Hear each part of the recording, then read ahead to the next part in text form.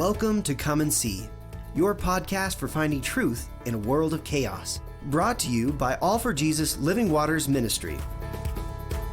With host and founder Richard Case and co-host and retreat leader Kathy Ricconi. Join us every weekday at this time to discuss news, spend time in the Word, and receive answers to your personal questions about living life in God's truth. And now your host, Richard Case.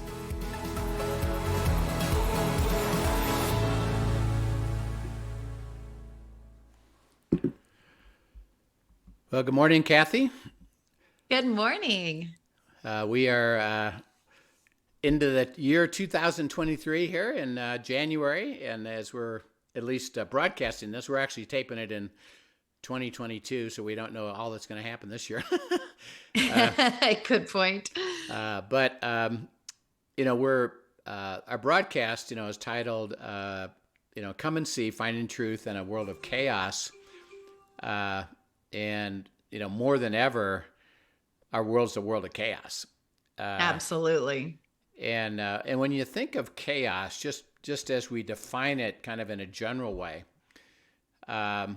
how does everybody kind of see and experience chaos? For them, what is chaos? I would say, anxiety, things spiraling out of control, a lot of uncertainty, just navigating difficult times that truly feel out of control. Yeah. So it's, what we call chaotic as opposed to orderly and known. So that, when you think of, cultural issues, economic issues, even in our lifetime, and I can remember, as my wife and I, were married young and lived our life, young marrieds and middle age, the chaos level wasn't as high as it is today. Right. It doesn't mean there wasn't any, because there's always uncertainty, and but there were patterns in life that you kind of got used to that were what we would call stable. Even economic cycles, and we went through economic cycles, but there was a pattern to it. Is that it's gonna decline a little bit, but it's gonna come back, and it'll look like this, and there wasn't fear as a result of what might happen. There were concerns and personal things that we had involved that we were concerned about, but as we look at chaos, it's really the high level of uncertainty, the change that's happened rapidly, and I don't really know what to do about that relative to the decision making I make, going forward. So that I know right now, which is interesting enough, is causing some of the economic issue is that interest rate. Well, first of all, the way that COVID operated is that it actually worked to stimulate rising prices of homes. And that was assisted by extremely low interest rates. Right. So at 2%, 2.5%, 3% mortgages, I could afford a higher price. And because of COVID, it basically stimulated a whole new paradigm of how we operate, and it's called working remotely.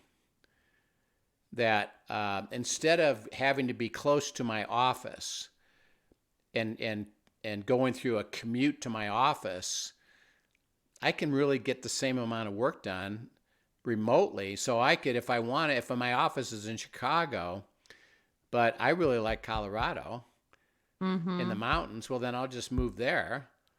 And if my boss says it's okay, which they did, then I will move and operate out of there. And because the demand then increased for that activity. And we saw it. Houses, literally, you would list a house and you'd get 4, 5, 6, 7, 10 offers in the next day. Right. And over asking price. And it was and a over lot of them asking. cash. And so it went higher. But because of the low interest rates, okay, yeah, it cost me another $100,000, but that's a little bit minimal, relative to my monthly cost. So sure, I'll pay it. Okay, so prices dramatically increased, Right. and the demand dramatically increased. Well, because of inflation and because of the economy, guess what? The Federal Reserve starts raising rates. So now a mortgage cost is more like 6%, 7%. Well, that limits my ability to pay for a certain level of house, so that I can't necessarily afford to sell mine and go buy another one. So I'll just stay where I'm at, and I'm not going to be out there buying new houses. Okay, well, think about the impact of that. Is people who build homes are now having inventory that they can't sell. And it has a big impact if you're working for one of those companies. So, right. Well, I tell you, the other thing that, I see it from the other side as well is a few things that have gone on is you see, so much during COVID, so many investors came in and bought houses. Yes. To flip them, to Airbnb them, to put them on Verbo, all these different reasons. And so a significant amount of housing was bought up by these investors and private equity firms. And so that has had an interesting impact.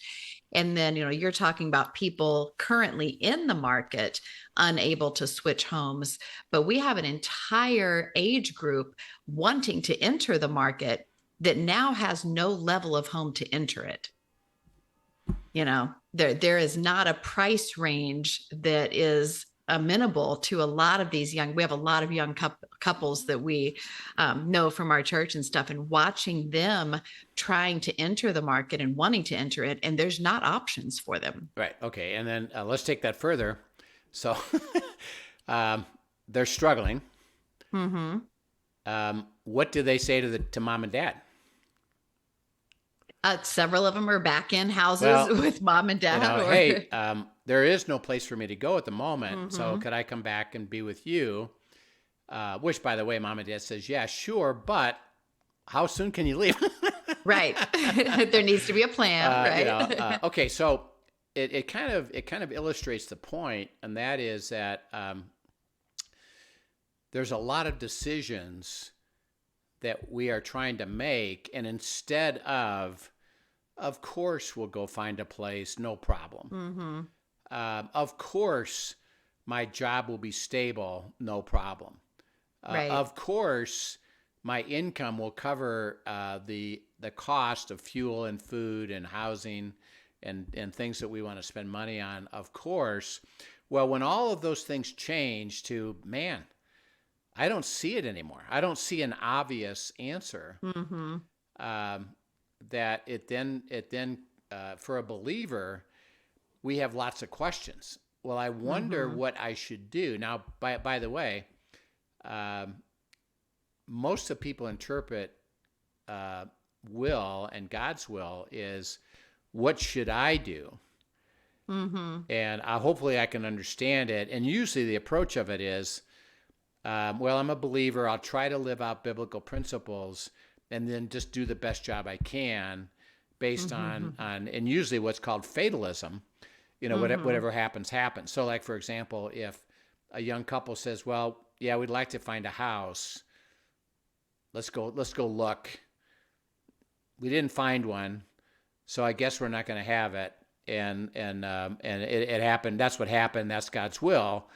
And God says, well, you got it all backwards. Is that you are looking at result as the way to guide, for me to guide you, and rather when I can speak to you and talk to you in the middle of chaos. Interesting enough, you need to know more than ever, right? Because God has solutions. Go ahead. As you say that, I'm reminded of a podcast I listened to the other day that was fascinating, and so solid. It was really good. But in that, they were talking about how our tendency is to bring our best. If, as Christians, I'm going to bring my best and combine that with God's best, and that's going to equal God's glory. Yeah. And that is not, and that is what we do. Even in that situation, what you just described, a lot of times we're going to do everything we can and then pray and assume God's going to do everything he can, and then that's going to be what brings him glory. And they're like, that, you hit a wall at that. You can only go so far with that. Right. What truly brings God's glory is our surrender to his best, which means we need to be abiding and asking and seeking and having the conversations with him to step into his will. And that is what brings him glory. Yeah. Yep. But we tend to just bring our best and our solution and our logic, and this is what we think. And then we do fall into a Christian fatalism with that often, you know? And as we look at, then as we've been discussing prayer, is it's dialogue with God, to be led by God into his very best, his will, and for us to know decisions that are his decisions, not mine, which goes back to the original premise of even what we started with way back when, a couple of years ago, and that is abiding is in the vine, the life is Christ, the vine dresser is the Father, and the vine dresser makes all the decisions.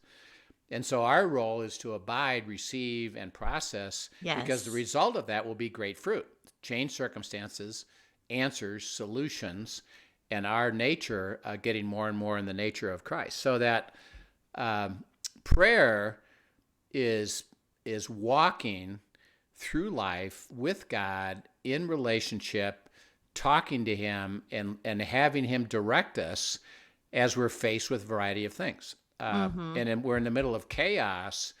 This is why it's so critical to know this right now, is that we really can't rely on our own sense of what used to be and why don't I, but rather it's, I need to have God's answer because he knows and he can guide me into the very best. And by the way, he will, which is another element that we've got to understand. We've talked about the covenant.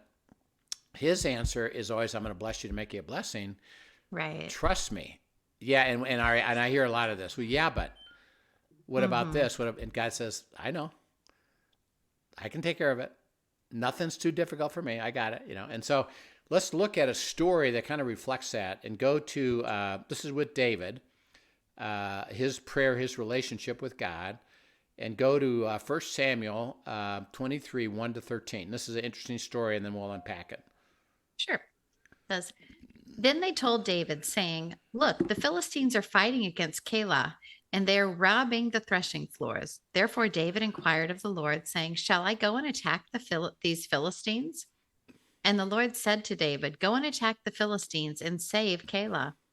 But David's men said to him, look, we are afraid here in Judah.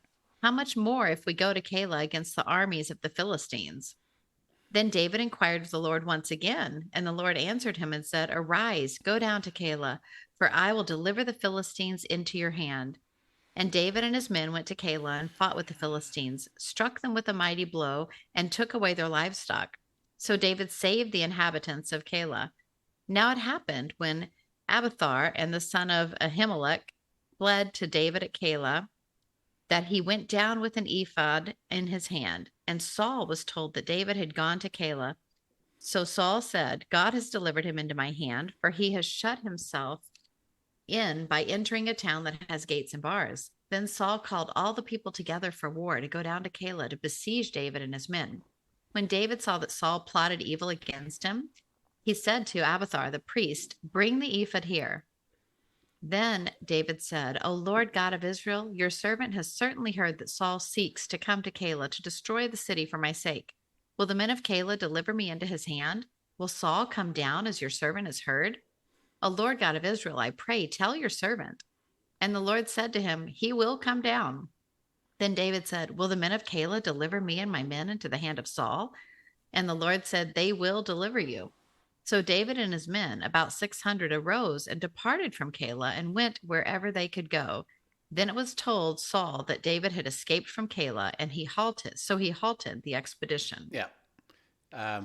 So the situation here is, remember, David was anointed as king. Saul saw that, he's going to replace me. So he actually set out as a goal to kill him, and is chasing him around. And so he gets chased around. He's in chapter 22, remember, we read that he winds up alone in a cave, Right. discouraged and questioning, hey, I thought I was supposed to be king. What happened here? And Right. and God said, well, the story's not over yet. And first of all, he brings some fellowship. We talked about the importance of fellowship, is family. Then these guys show up that are the worst of this society. They're not warriors, they're deadbeats, and they show up as well. And God says to him, "Well, be faithful. If you want to be king of the nation, start out by being faithful with these, and train these guys. Right. If he was faithful in small things, will be given greater things." And David received that and said, "Okay," and he did. He trained him. And so they're hiding out in caves. While they're in caves, it becomes known to him that a nearby city that they happen to be near, Keilah, is going to get attacked by the Philistines. So David, being a leader, what does he do? Well, he prays, goes to God, and God says, Ask for wisdom on what to do. what do you got to say about this? I'm aware of this situation. Now that I'm aware of the situation in my life, what do you have to say about this? And God says, go save Keilah. And David said, got it. Thanks. Okay, so he goes to his men, and he says, we're going to Keilah, and we're going to attack the Philistines. And then he said, God said. The men, what did they say? Are you sure that's right? That doesn't sound right. Yeah, like, what? That doesn't make sense to us for two reasons. One, they're way more stronger than us, and we're just rookies. And I doubt if we're going to beat them, and then we'll all get killed. That doesn't make sense. And by the way, Saul's chasing us, and if he finds out about it, he's coming after us. So wouldn't it be better if we just stayed here? We're safe here. And what you're saying doesn't make sense. Okay, now, this is typical, by the way, of a couple, or typical of inner circle, is somebody can say, I heard God say, and the other people say, that doesn't make that makes no sense. No sense to me at all. Right. Okay, now think about what David could have done. He could have said, yeah, you know what? You're really right. It doesn't make sense. We're putting ourselves in jeopardy. I see that you guys don't want to go. In order to make you happy, I'll just stay with you and we won't go. He could have done that. Right. He could have gone. He also could have steamrolled. Yeah, steamroll. Define that. What does that mean, steamroll? Just decided he's gonna, this is what he heard, this is what he believes, and so he's just gonna force that upon everyone else. And go right over him. Yeah. And by the way, and I have a lot of couples that I deal with where one of the couples does this. One of the people in the couple, God said. I heard God say we're going to go do it. Well, right. I don't think it makes sense. That doesn't matter. God said we're going to do it. And right. And they don't wait for the unity. They don't wait for the unity and the process of seeking God's will. And now he could have gone either one, but what did David do? He went back and asked God. Okay. Well, Father, these guys aren't agreeing. Could you please confirm for all of us, right, what is your will? And then help us understand it so that we all are following you. I don't want them following just me. I want them following you. And I'm coming back to have you reconfirm. By the way, if you say really no, I'm okay with that. Okay, now, Did God mind him doing that? No, not at all. No. Okay. So think about prayer. It isn't getting it correct. Mm-hmm. It's not, well, I heard I'd better be obedient the first time. It's rather, it's a dialogue working through to understand, to get clarity. That Right. it doesn't, God says, actually, I invite you to share with me, where are you on this? Mm-hmm. What do you perceive here? Where's your partner on this? Where's your team on this? Where's everybody at? And let's talk about it. And he says, well, they're not agreeing, and they don't think it makes any sense. What else do you got to say to me? And he said, yeah, actually, it is my will that you go. And then he adds another piece of information, which then the men could understand. Hey, by the way, I, God speaking, am going to be the one to defeat him, not you. I got this covered. This is going to be supernatural. Right. Trust me. I'm going to give you this they've experienced before. Yeah. Particularly David. Because when did we know one thing, that where David had the same thing happen with Goliath? Right. God said, you're going to beat this guy. Don't worry. I got you covered. And he says, I come at you in the name of the Lord. I don't come at you with my own power. I come at you in the name of the Lord, because he understood it.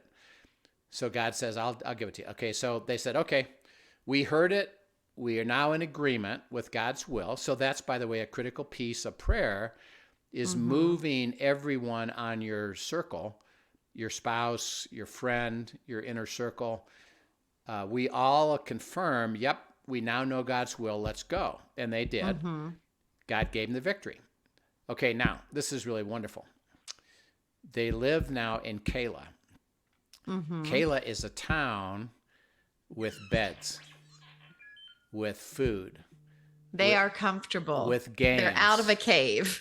with sanitation, supplies. And they're thrilled to death. Hallelujah. We get to live back in a normal scenario. And we don't have to go to caves anymore. This is fantastic. Right. Thank you. Well, while they're there, so they're happy, and they're thinking they're being rewarded, for what they believed. Saul finds out. Now, Keilah happened to be a town. Think of a town kind of surrounded by a pretty large, mountain, and the only way in and out was a gate. Right. So you had to go in through one way, in one way, out that way. And Saul knew, hey, if he's there, I've got him cornered. I've got him cornered. I've got him trapped, and let's go. And then he calls his whole army. Which, you mean, think about that. I'm calling my whole army to go after David. Right. And we're going after him. Okay. And then David discovers it. Somebody tells him, hey, by the way, Saul's coming after you. Okay. Now, another new piece of information. What could David at that point? What could David have done? Well, lots of things, but he could have decided on his own, whether we're going to flee or not, whether we're going to stay, if we're going to stay and fight. These are all things that he could certainly, in his own logic, come up with a plan. Yeah. And he could have done a couple of things, particularly that one, which is what we typically would do. Hey, God, thank you for putting me here. Since I'm here, would you please take care of the problem that's coming? And I'm just praying, God, take care of it. Right. And let me know when you do. So he could have just handed it over to God and said, I trust you. Right. So please take care of it. Can we talk about that part, just that part real quick before you even go on? Because I just was in a conversation with somebody about this yesterday. And I think we often do that, feeling like that is actually the strong Christian faithful response. That, we something happens and, we don't get the house we thought, or we don't get, whatever went on. And I trust you, God, your will is best. I trust you. And we leave it sitting right there and go no further, and really believe we're doing that out of a posture of faith, that we do trust him, but we don't we don't have the faith to step and ask him for more information. Right. And it's so we're cutting short what faith looks like, and we misconceive what that is, I believe. Exactly. Yeah. And it's a false sense of humility and surrender. Right. People say, or well, an incomplete sense. I think it's an incomplete sense. Well, it's false in the way of I surrender to whatever happens. And if that's what happens, that must be God's will. And therefore I surrender to that, as opposed to surrender and faith is what do you have to say to me that you're asking me to follow you, and I'm going to walk with you to hear, receive, go to unity, and process clarity, and then see you fulfill what you say, which is because I'm in the right place at the right time with the right people. And it's not a fatalism.